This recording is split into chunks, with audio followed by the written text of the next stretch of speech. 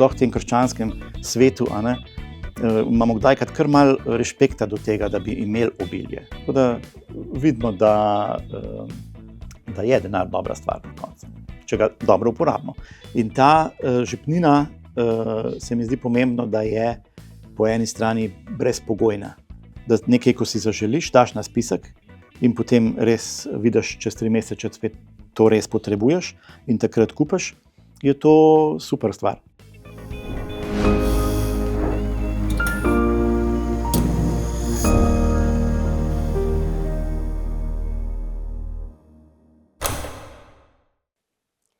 Spoštovane gledalke, dragi gledalci, dobrodošli v novi epizodi oddaje Reflektor. Danes temo, ki nas vse zadeva, osebne finance, denar na splošno, vzgoja za finančno pismenost. Z mano gost gospod Simon Meglič, finančni coach, voditelj delavnic osebnih financ, skratka bomo rekli poznavalec osebnih financ. Hvala in dobrodošli, da ste prišli v naš studio. Dober dan, hvala za povabilo.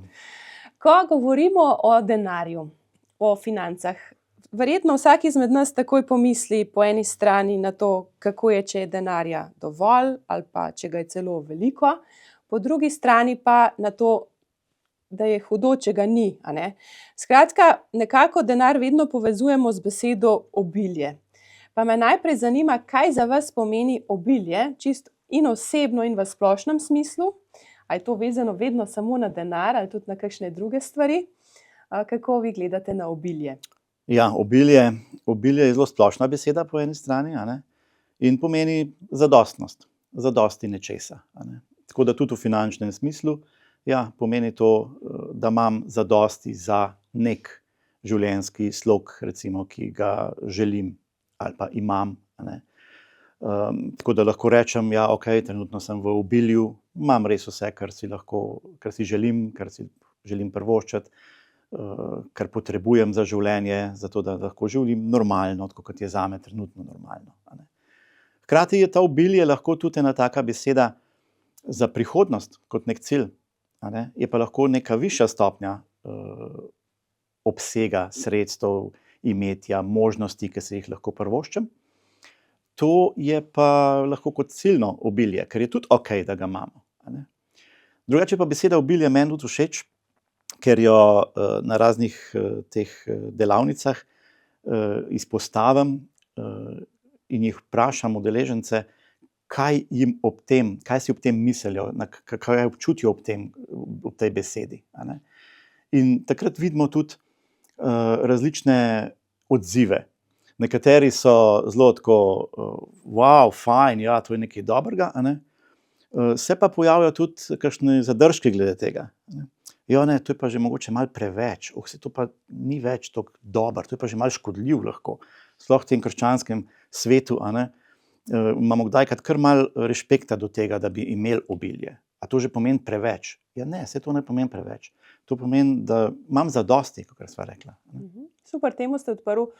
Se vam zdi torej, da nam Bog, če govoriva čisto v naših katoliških pojmih, da nam Bog privošči torej, da imamo dovolj, da imamo obilje? Jaz verjamem, da ja. To je osnovno vprašanje glede denarja, koliko ga imeti, ali je bogastvo, kaj je bogastvo, ali je okej, ali je slabo, ali je avtomatsko obilje nekaj slabega, ali pa denar nekaj slabega. Jaz verjamem, da ne. Jaz verjamem, da je Bogu čisto okej, da mi imamo več denarja, da si s tem lahko pridobimo nova znanja, da s tem lahko se sprostimo in zaradi tega dobimo več energije zase, da lahko potem pomagamo več drugim, da imamo več denarja, da lahko več podarimo drugim, da lahko, naredimo nek projekt v dobro drugega. Če gledamo z tega vidika, verjetno Bog nima nič proti temu. Točno. Mogoče gre za neko zdravo, nezdravo navezanost na denar, Tukaj najbrž je to neka stvar, ki jo mora vsak sam pri sebi, bova rekla, oblikovati odnos do tega? Kaj je zdaj ta nezdrava pa zdrava navezanost? Jaz mislim, da tiste zdrave nam kdajkrat celo manjka. Ker mi bi rabili se več v neki obliki ukvarjati z temi znanji glede osebnih financ, ker je čisto prav, da tisto, kar imamo in s sposobnostmi, ki jih imamo, da skušamo čim več narediti, čim boljš upravljati z nekim denarjem, ga ne izgubljati, ga ne metati skozi okno, pravimo kdajkrat. A veste, po eni strani 10 ur porabimo na dan za to, da v službo gremo, pa še pot zraven, in je to 10 ur, zato da dobimo nek denar, da pridemo do nekega denarja. Po drugi strani pa ni krščansko, da bi se ukvarjali z njim, da bi ga znali upravljati, pa s tem imeli več. To ne gre skupaj. Tega se treba zavedati, da v bistvu, oboje je dobro. Kaj je pa nezdrava navezanost, po mojem mnenju, je pa tisto, veste, v coachingu ponavadi uporabljamo, tako ko začnemo z nekom se pogovarjati, eno orodje, ki se mu reče kolo življenja. In tam noter so različne vsebine. Imamo družino, odnose, službo, zdravje, okolico in ena od teh je pa finance. Se pravi, zdaj, ali imamo mi komplet, ali nam pa finance vzamejo recimo toliko časa, finance in lahko rečemo tudi materialne dobrine in imetje nasploh, da se toliko ukvarjamo z njim, da potem že vpliva to slabo na druge stvari. Tam bi bila zame meja, pa tega, tlej pa preveč. Da je pa ravnovesje porušeno. Da je ravnovesje porušeno, da res ni to potem več v pomoč za celostno življenje, ampak je fokus samo na tistem.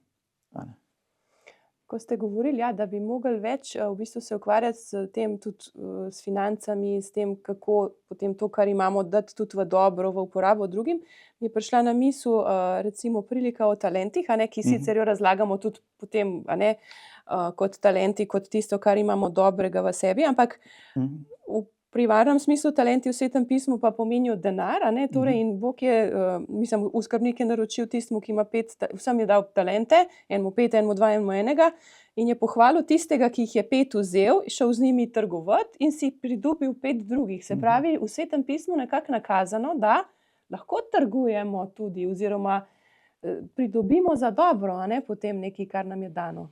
Verjetno to tudi v finance lahko apliciramo. Seveda, tako kot ste rekli, v osnovi mišljeno pri samih talentih, v smislu naših talentov, kot jih imamo, mislim, se lahko razlagamo, ampak tudi eden od talentov je upravljanje z denarjem lahko.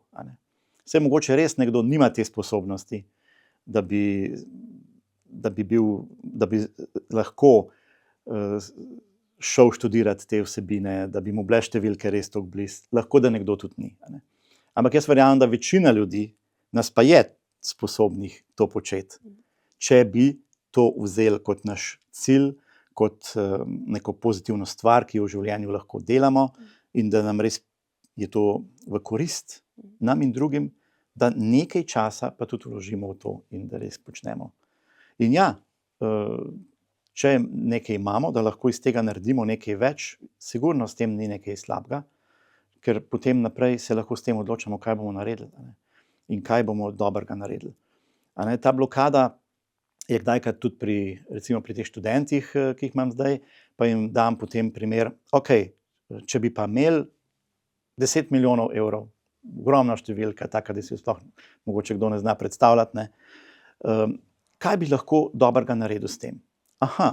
To se pravi, bi zgradili bolnico, pa bi naredili hišo za enega soseda, pa ne vem kaj, ker so še zmeraj manjši zneski od tega zneska, ampak, zdaj pa kar naenkrat pa imamo dobre ideje, da bi lahko z tem premoženjem tudi nekaj naredili. Tako da vidimo, da je denar dobra stvar na koncu, če ga dobro uporabimo. Jaz vedno pravim, da denar, da tisti pregovori so tudi nekaj, kar je zelo v nas zakoreninjeno prepričanja, ki smo se jih pač naučili. In eden takih je, da denar človeka pokvar. Jaz verjamem, da denar človeka ne pokvar. Tisti papirček še sploh ne, številka na računu tudi verjetno ne. Ga pa poudar, lahko te pa poudar. Se pravi, karkoli že je v tebi, denar je neka dodatna moč in s to močjo lahko narediš več dobrega ali pa slabega.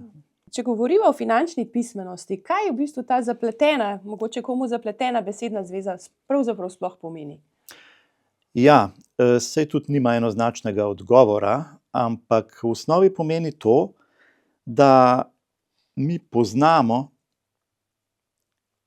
elemente osebnih financ upravljanja z našim denarjem, čisto preprosto rečeno, da jih poznamo, da vemo, kateri so produkti na trgu, da vemo, kakšne so naše možnosti pri pridobitvi denarja, pri naložbi denarja, pri varčevanju, pri hranjenju denarja, da vemo, katere variante imamo in kaj so pozitivne, kaj so negativne strani ene ali druge opcije. Ker vse opcije, ki so na trgu, imajo neke pluse in minuse. Če ne bi nobenega minusa imele, potem ne bi obstajale, potem jih noben ne bi bil zainteresiran za njih. Se pravi, vsaka ima neko prednost, pa tudi slabosti. Če ne bi vsi hoteli samo eno, če ne bi bilo nobene slabosti. Tako da iz tega vidika je to osnova. Poznavanje, kaj sploh bi jaz lahko naredil s financ. Kaj so tisti temelji, tu pa govorimo o nekih par temeljih osebnih financ, poznavanja osebnih financ, upravljanja osebnih financ. Kaj so tisti temelji, ki bi jih lahko začel uporabljati v svojem življenju? Ne vem, beleženje, ali imam rezervo, planiranje, kako gledam na porabo. To so take osnovne stvari. In potem to so te temelji. Finančna pismenost, da poznamo, kaj sploh obstaja in kaj bi mi lahko uporabili. In kateri so pristopi, ki jih lahko vpeljemo v naše upravljanje osebnih financ. Jaz bi šel pa še korak naprej. Se mi zdi pa, da ena taka pismenost v psihološkem smislu je pa tudi to poznavanje samega sebe, kaj sem naučen, kaj me mogoče ne podpira, ampak me bolj ovira v tem, ko razmišljam o financah, in zavedanje, da smo tega naučeni, kar pomeni, da se lahko naučimo tudi drugače. In zaradi tega možnost, kje pa lahko začnem razmišljati drugače, čeprav sem jaz naučen tako, kot je nekoč bilo drugače. Tako da ta psihološki vidik se meni zdi zelo pomemben, tako da jim vedno namenimo prve 20% prvih glede teh izobraževanj, glede financ je namenjen temu. Da sam pri sebi prepoznam, kaj so Da neka prepoznam, prepričanja, ki jih imam. kaj sem naučen, kakšna sidra imam od staršev pridobljena, kakšne vzorce sem si pridobil, ker sem pač gledal starše, kako so počeli, pa družba nas tudi zelo uči. In seveda, to je v meni. A mi pomaga? Ohranam. Vse veliko stvari mi pomaga, veliko stvari smo dobrega naučeni, večino stvari. Če ne bi bili tukaj, ne bi bili uspešni in tako naprej. Ampak kakšna stvar pa mogoče se da spremeniti. Izboljšati. Se vam zdi, da je v bistvu fino s finančno pismenostjo že zgodaj začeti, ali v katerem stadiju življenja nekako smo za to najbolj dovzetni? Že kot otroci bi mogli ali začeti, ali kasneje? No, niti nimamo izbire. V vsakem primeru začnemo kot otroci. Se učiti. In spet jaz govorim o dveh vrstah finančne vzgoje na začetku, ki jo smo deležni. Prvo je teorija, finančna teorija, se pravi to, da se otrok začne zavedati, tam moram dati en listek, en kovanček, zato da dobim nekaj. Tlele imam eno škatlico, ki se ji reče hranilnik, šparovček, v njega dajem nekaj in potem je več tega. To je ta teorija. Po drugi strani pa zdaj psihologija spet, ki se jo tudi začnemo učiti v tistem času. Kaj nam ta denar omogoča? Ali je fajn, ker imamo denar, pa bomo zaradi tega lahko šli na dopust, ko je to fajn, ali nimamo denarja, ne moreš to dobiti. To je pa pol nesramen denarček tam, ki mi omogoča, da jaz nekaj imam, kar bi rad. In tudi ta občutek pridobivamo potem. To je zdaj samo en primerček, ampak mi pa živimo od 3. do 10. leta, recimo 7., 10. v tem srkanju vseh teh pristopov iz okolice in se jih naučimo. Vsa ta vzgoja poteka, hočemo ali pa ne, od malih nog. Se vam zdi, da je pomembno, da se otrok počuti, ali pa otroci v družini, če jih je več, da se otroci počutijo, kot da živijo v nekem obilju, bova rekla, seveda tudi časa, ki jim ga starši namenijo, ampak tudi vendarle sredstev, ki jih imajo na voljo kot družina. Torej, po eni strani ta princip vzgoje, otroci ne imajo občutek, da nam ni hudega v tem smislu, ali po drugi strani, da je bolje, da jim privzgojimo to, kar sva se prej pogovarjala, denar ne raste na drevesih, torej ni vse na pladnju prinešeno, včasih je tudi kriza z denarjem. Kaj v bistvu tukaj imamo, se mi zdi, dva nasprotujoča lahko principa pri vzgoji? Kaj se vam zdi bolje za kasneje za otrokovo življenje? Recimo, s kakšnimi informacijami, s kakšnim tem zapisom v sebi bo potem on tudi lažje ali pa boljše upravljal s svojimi financami, ko bo odrasel? Ja, eno vrsto realnega pozitivizma, bi jaz rekel, ne. Po eni strani zdaj, da bi mogli živeti v obilju, a ne, pa jim vse dati, to mislim, da smo že malo ugotovili, da ni najboljš. Neka totalno permisivna vzgoja z vsem razpoložljivim, kar rabiš, to sigurno ni dobro za razvoj in za naprej, ne. Ker vedno ne bo tako, a ne, ali pa vsaj v neki situaciji ne bo tako. In je dobro poznati tudi poti ven iz tistega, kar ni okej, ne. Hkrati bi pa jaz se strinjal s tem, da je pa dobro na nek pozitiven način predstavljati tudi probleme, ki jih imamo. A ne, ja, v družini lahko denarja v nekem obdobju tudi ni, a ne, ampak se da to tako različno predstaviti. Res iz prakse vidim primere, a ne, ko lahko je to ena zamorjenost, lahko je to eno tarnanje nad tem, kako je res grozen, a ne, ker pač nimamo in si ne moremo nič privoščiti, in to daje, a ne, neko identiteto otroku tudi. Ja, mi smo tisti, ki nimamo. Jaz sem tudi tisti, ki nimam, a ne. To je nekaj, kar se ne da pol naprej, a ne. In to lahko ostane predolgo, ne.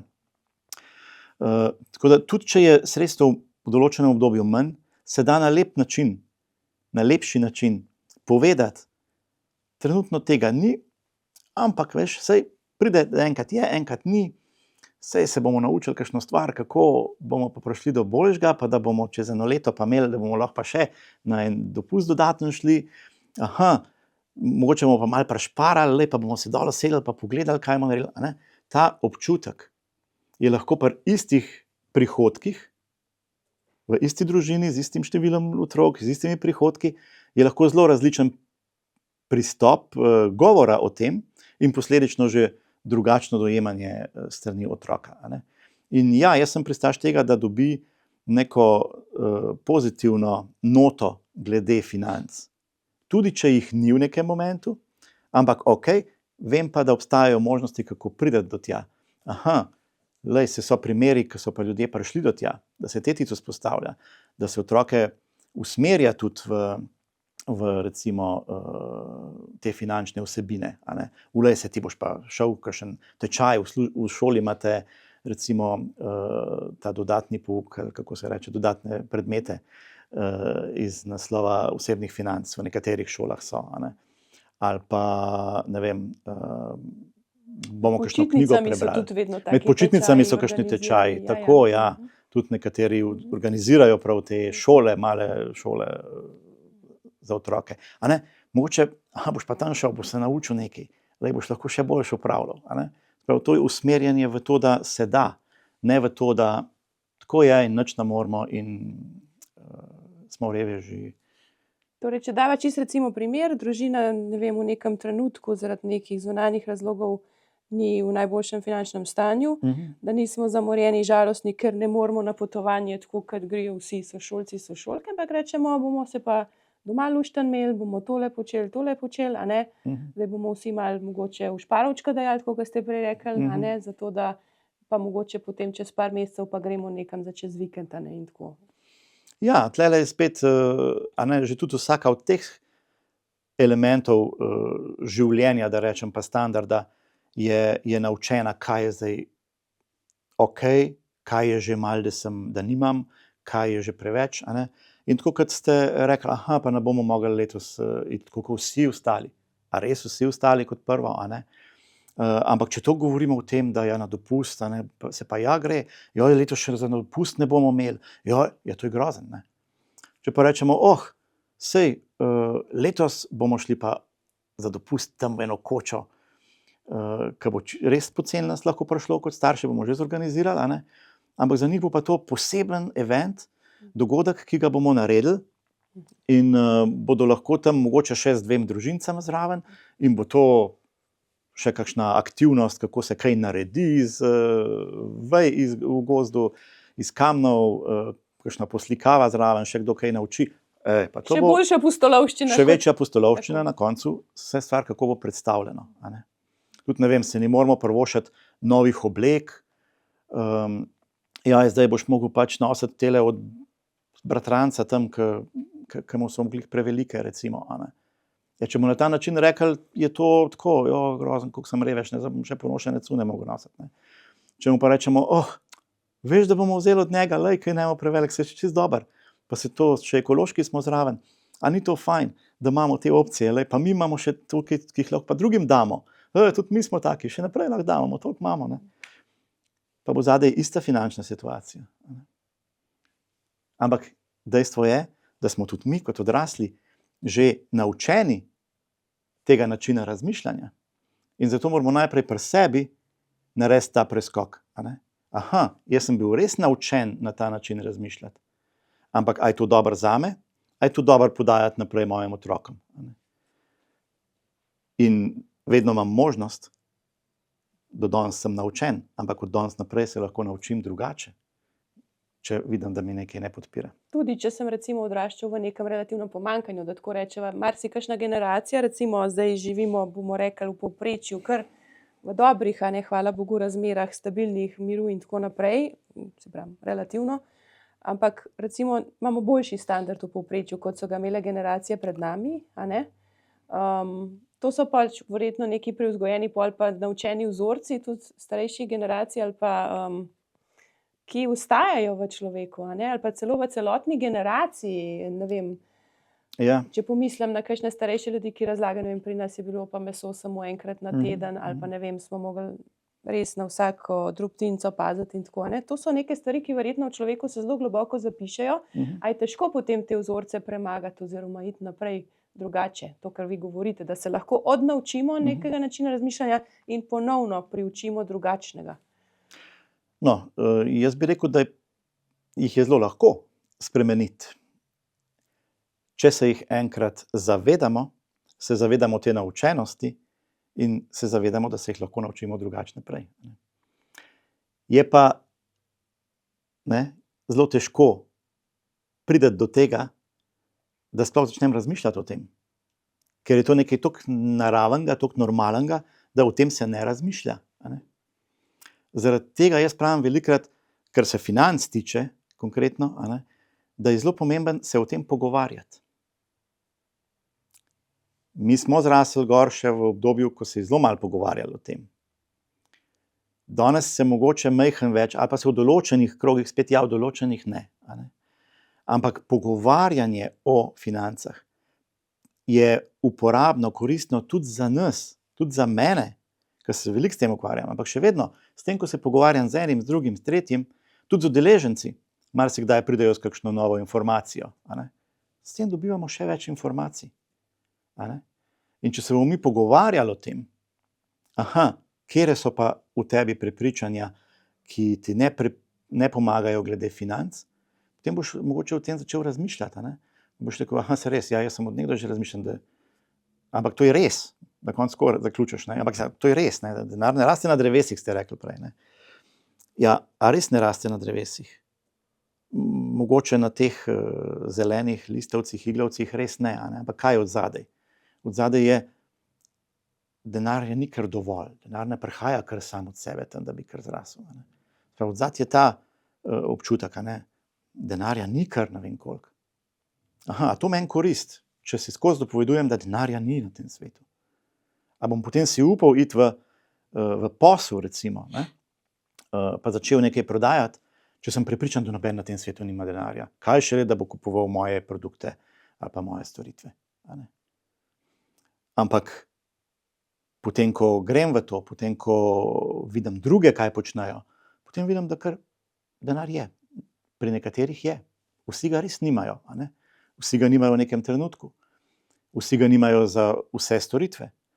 Ampak vsi pa imamo neka sredstva in moramo z njimi upravljati. In zaradi tega jaz pravim, smo vsi finančniki na koncu. Ne? In to je spet ena taka beseda, ki je lahko za kost glodati. Ne? Jaz pravim na začetku, dragi moji finančniki, kako ste? Ne? In pol vidimo tisto, eni, ko se fajn sliši, ne?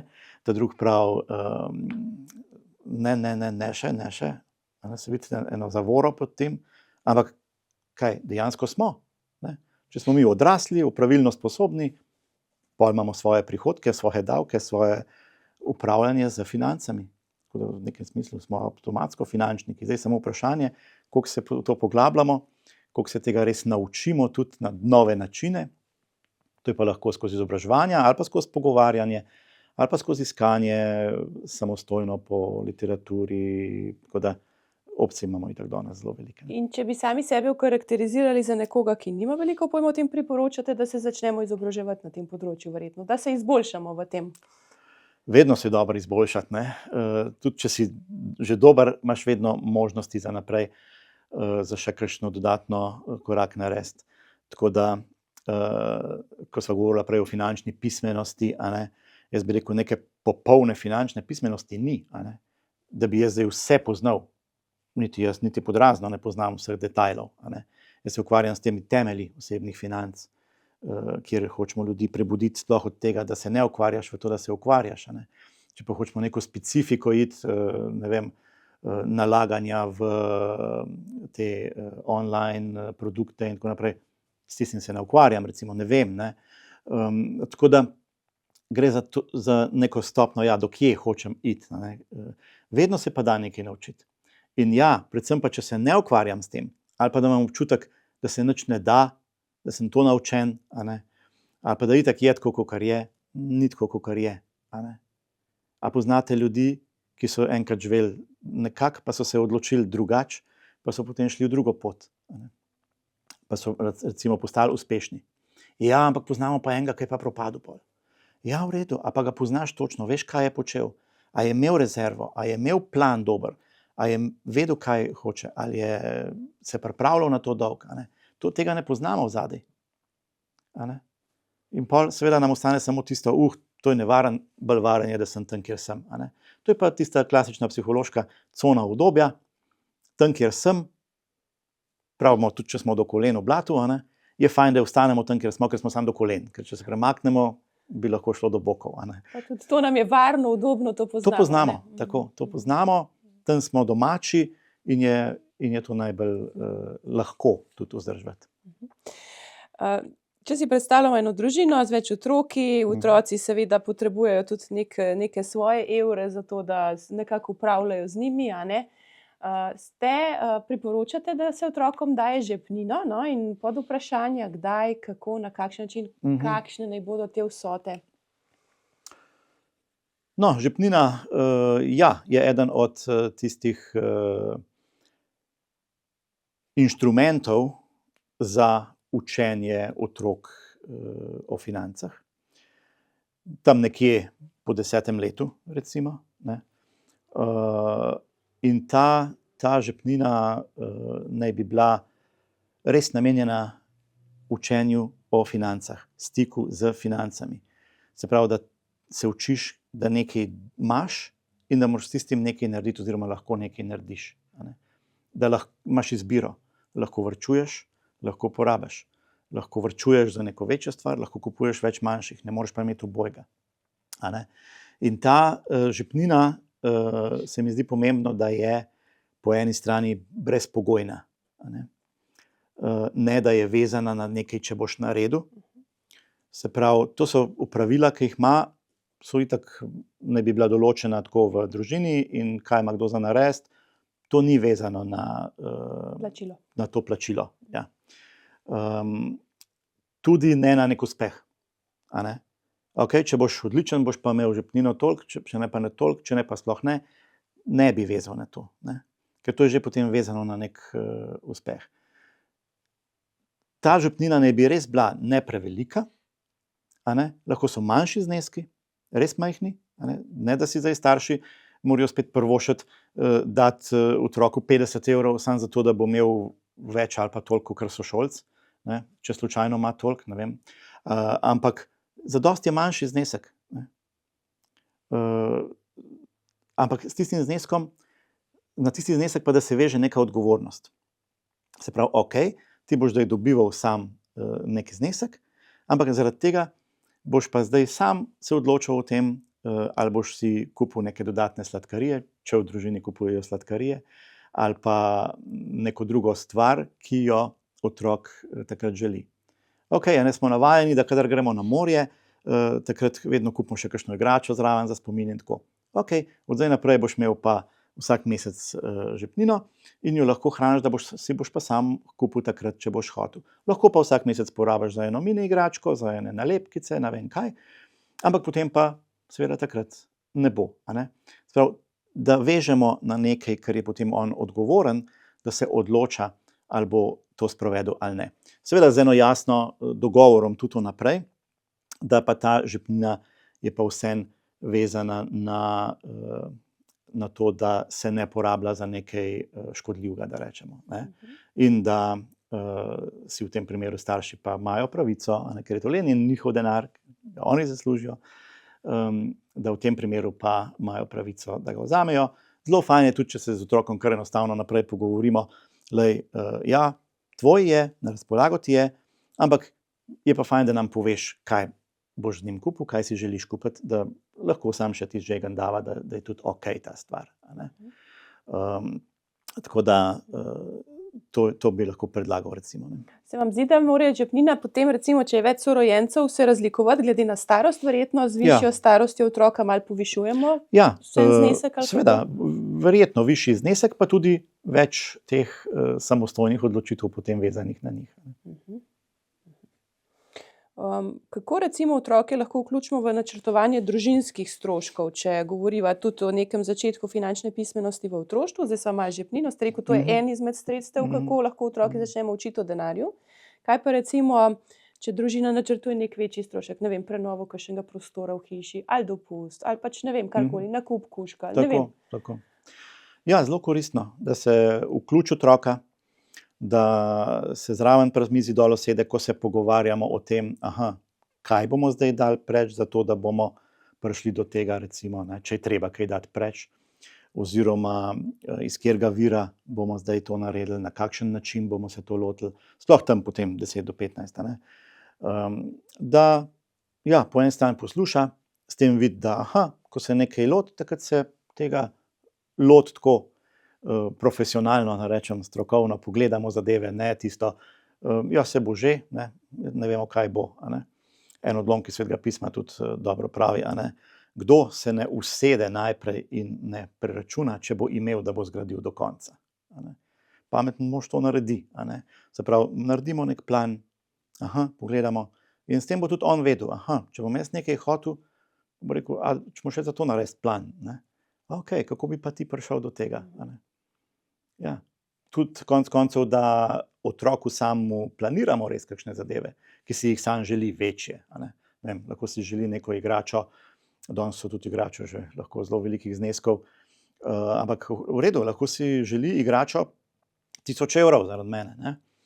A je to dosegljivo z našim finančnim proračunom trenutno? Niti podrazno ta mesec, te pol leta, kakorkoli, recimo. Ampak, da mu damo vedeti, karkoli si želiš, lahko to dosežeš. Ampak, mogoče, ker je znesek toliko visok, na nek daljši čas. Se pravi, ti boš mogel 2 leti zdajle dajati na stran, mogoče žepnino, mogoče tiste darila od tet in stricov in babic, in jim boš še rekel, da za nekaj varčuješ in ti bojo dali to gotovino. Ampak, lahko dosežeš, če hočeš. In potem vidiš, če je to res velika želja, potem bo v to smer šlo. Hkrati se pa on uči, planiranje, večji izdatki pomenijo dolgi rok, planiranje in tako naprej. Malo tega odlaganja nekaj. Malo tega odlaganja, ki je tudi za nas koristno, za odrasle. Tudi pri nas pomaga pri varčevanju je to zelo ena taka. Da ni takoj, a ne, neka Da ni zadovoljitev. takoj. Takoj, ko si zaželim, dobim, a ne. Ja, pa tudi marsikdaj ugotovimo, da pol kupujemo stvari, ki jih ne rabimo. A ne? Če je samo tisto, kar je luštno videti, pa še ugodno je trenutno, ok, dajmo kupiti, in pol vidimo, da kakšna stvar obstoji nerabljena tudi doma, recimo, ne? Ali pa samo enkrat rabljena.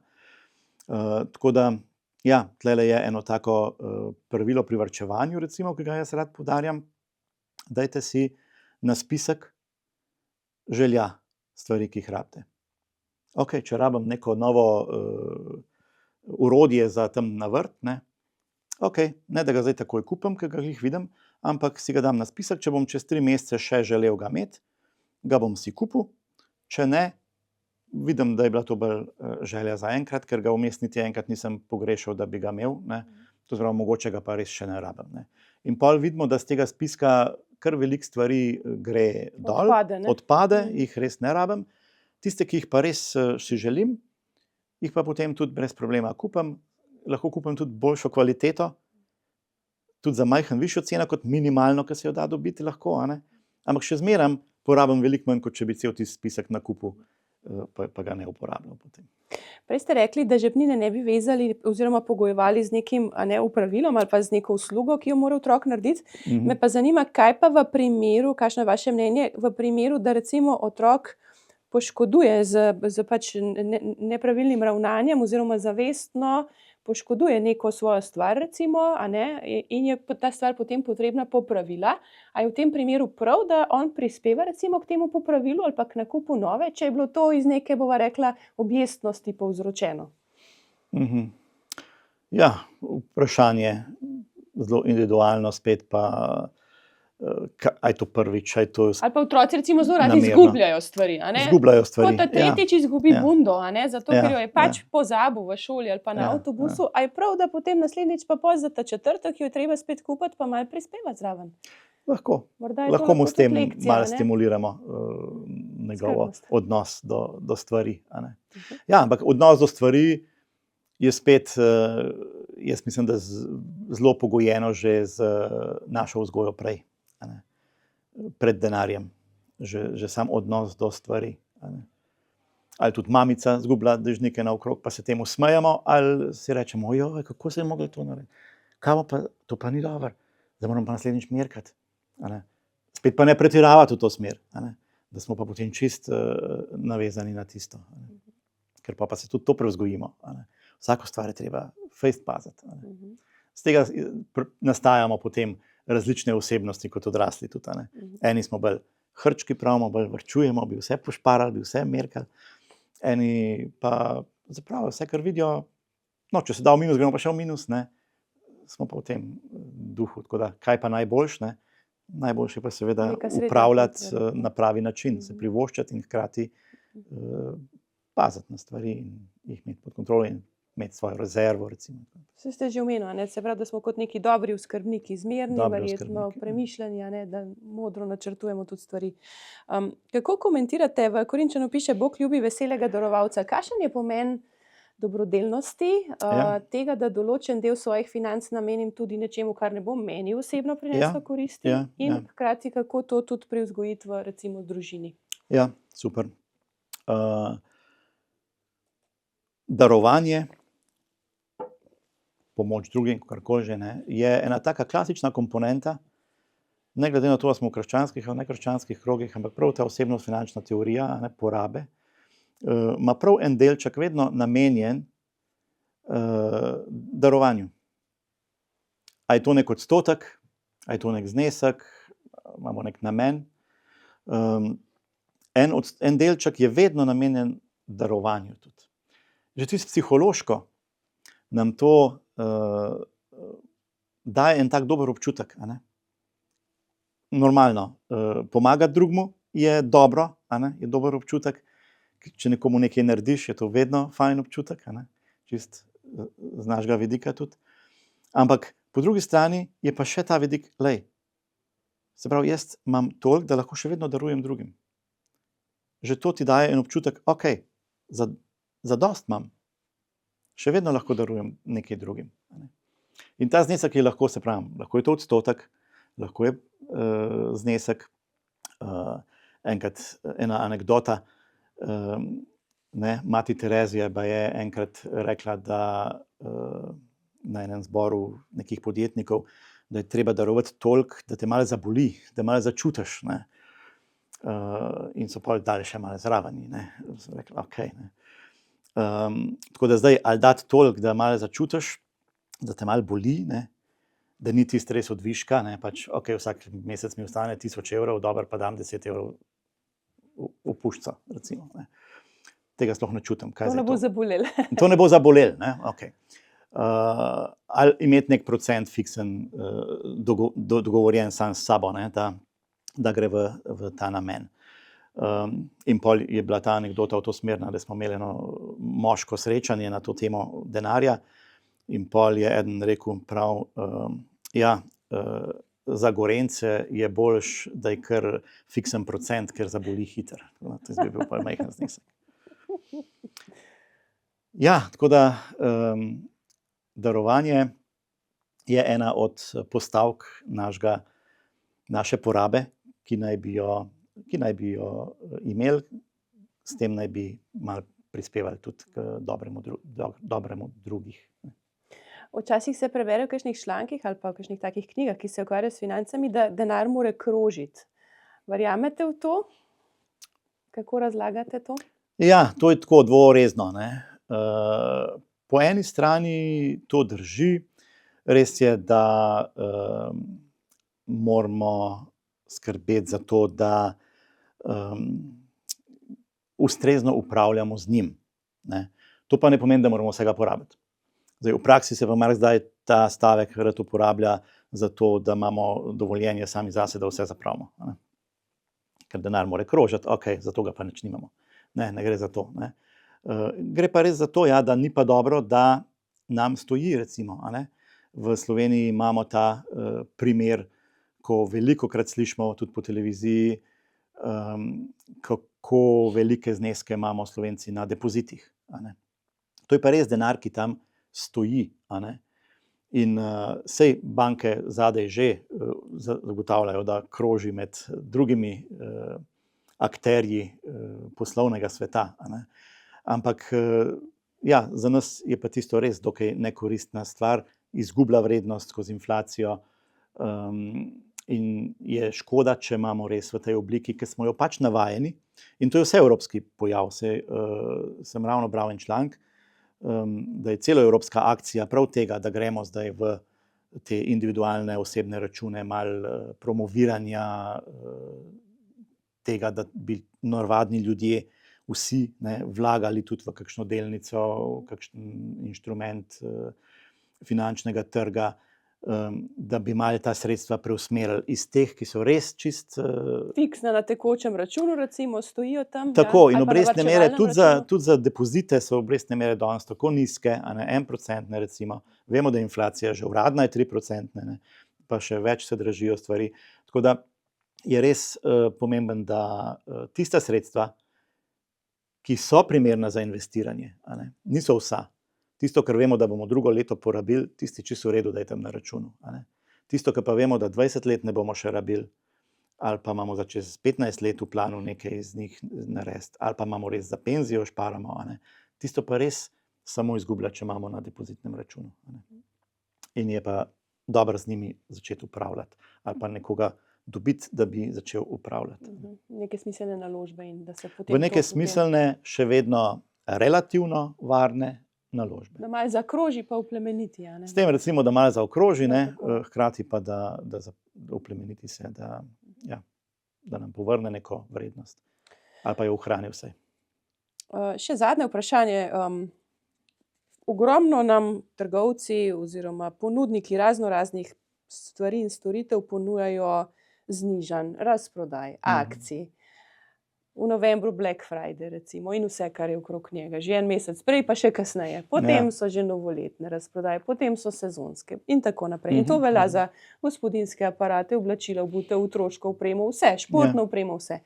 Kako gledate na te stvari? Kako se pametno odločati, tudi recimo dostikrat te stvari potem preko spleta, kar malo klikamo, nakupujemo, da nismo impulzivni, da res izberemo nekaj, kar je pametna spet naložba za nas, ker vsak nakup ne bi bil neka pametna naložba, da ne zapademo v to histerijo, to je pa zdajle znižano, zato je treba nujno kupiti.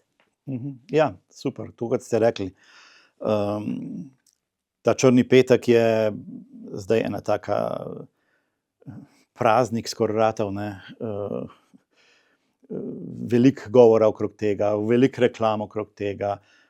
To je po eni strani že dobra stvar, ne, ker je toliko izstopajoče, da nam že kar malo v oči pade, pa reče, čak, tule je očitno nekaj malo preveč pretiravajo, hočejo nekaj od nas dobiti, ne. Tako da že malo nas opozori na to, ne. Ja, tako kot ste rekli, je pa skozi celo leto to, ne. Skozi smo na tem prepihu ponudbe, ki se prilagaja in nas skuša prepričati v to, da bi mi kupovali več, kot dejansko potrebujemo, a ne. Tako da jaz pravim, tisto, kar sva prej rekla, da nekaj, ko si zaželiš, daš na spisek in potem res vidiš čez 3 mesece, če spet to res potrebuješ in takrat kupiš, je to super stvar, ne. Če zraven še pogledaš, malo primerjaš cene, vidiš, če se da kaj dobiti še nižje cene pri kakšni stvari, in hkrati pustiš, da izkoristiš tudi tiste stvari, ki pa so nekako znižane ravno v tvojem situaciji, a ne. Ne vem, če jaz zdajle že 3 mesece kupujem en jogi, recimo, ne, okej, zdajle pa pride koncem novembra ta črni petek, ne, pa da vidimo, a bojo tudi te konkretne jogije, ki ga imam zdaj že izbranega, imeli na nekem znižanju. Ga ne rabim danes, lahko ga kupim čez mesec, 2, ampak delam na tem, da ga kupim, a ne. Okej, zdaj že vem, kaj hočem in okej, počakam 14 dni in če bo takrat res znižan, zakaj ne bi potem kupil takrat in imam s tem preostanek vrednosti za nekaj drugega. Lahko za dobrodelnost, kot sva rekla, lahko za to, da sebi dam neko več obilja, neko dodatno možnost. Pri večjih nakupih, a ne, smo še toliko bolj pozorni, ker pri največjih nakupih lahko največ prihranimo, a ne. Če pri enem velikem nakupu avtomobila za 20.000 evrov prihranimo 10%, je to 2.000 evrov, a ne.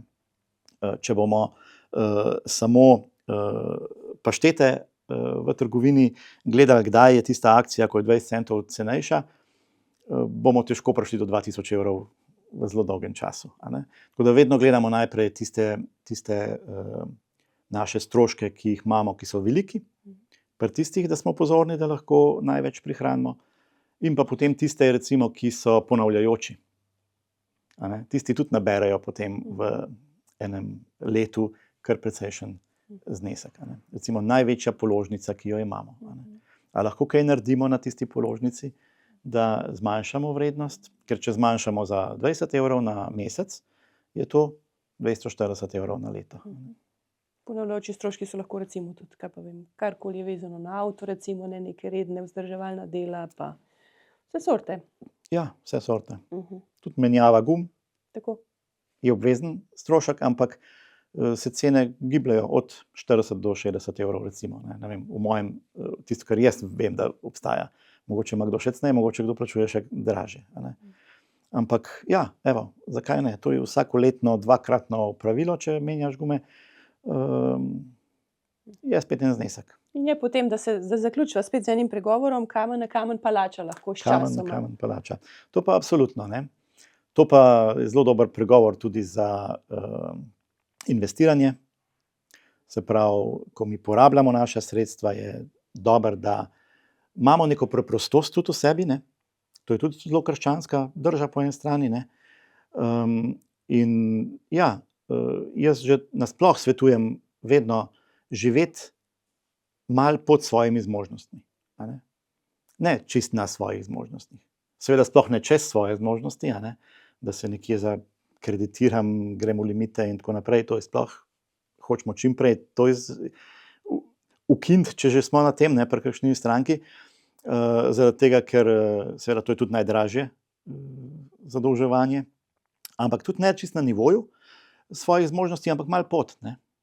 In seveda to tudi že dosegamo, če svoja sredstva ustrezno razpršimo, ko jih dobimo.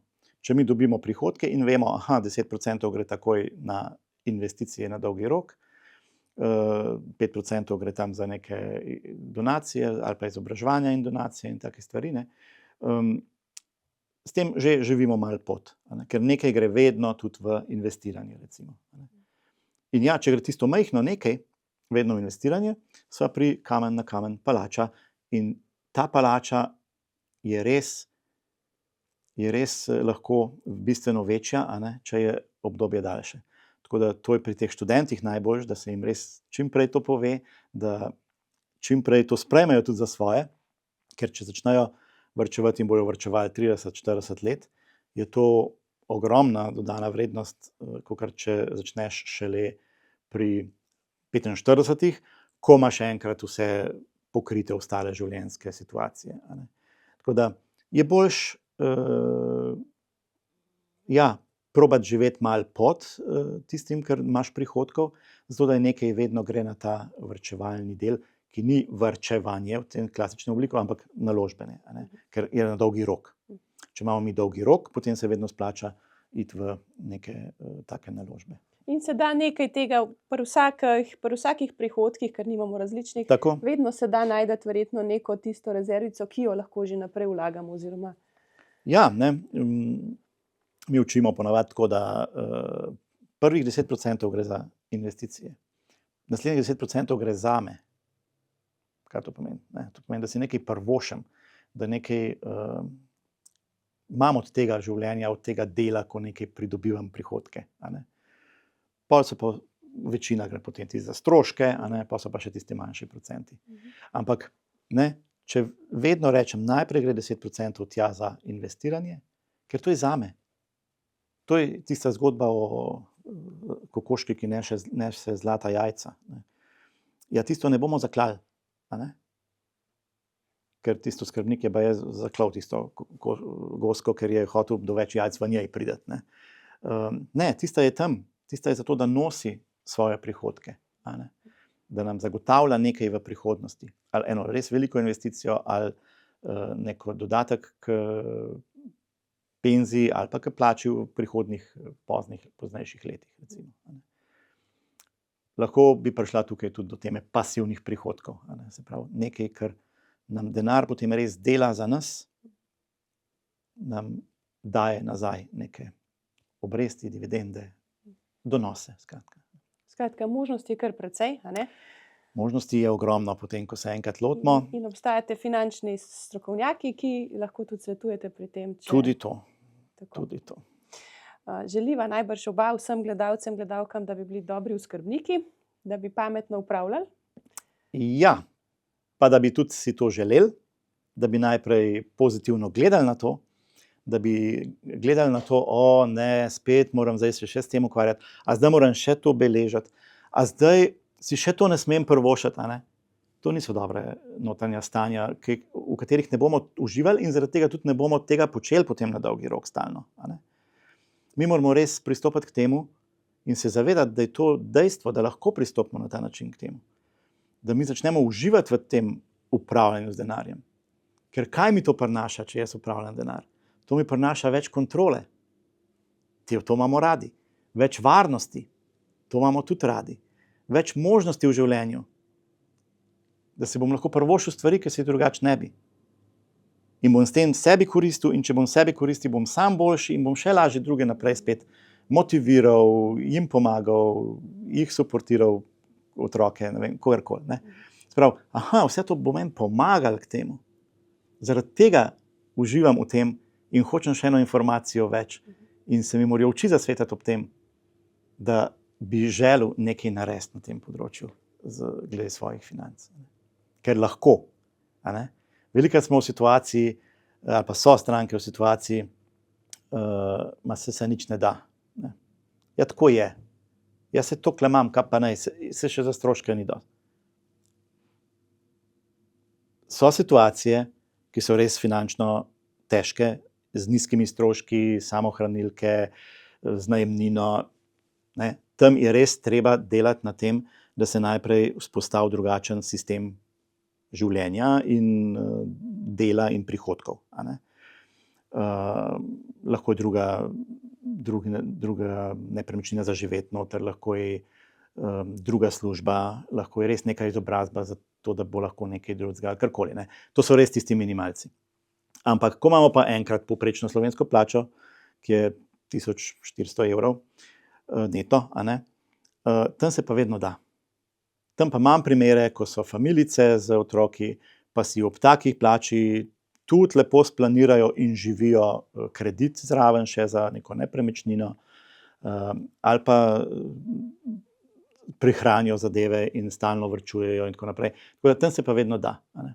Seveda, s tem, ko bomo delali na teh vsebinah, bomo tudi se učili novih pristopov, bomo tudi spoznali nove pristope, a ne?